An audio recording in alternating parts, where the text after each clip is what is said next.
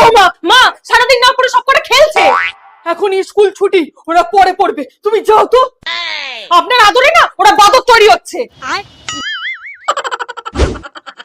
দিদি ভাই, এটা একটু পরিয়ে দাও তো।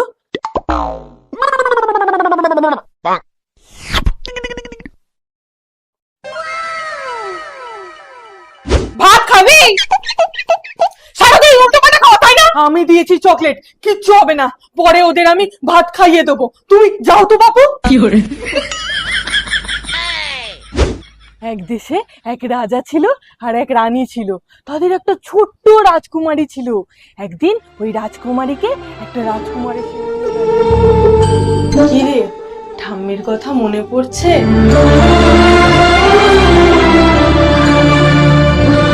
আয় আয় আয়, নারকেল খেয়ে যা।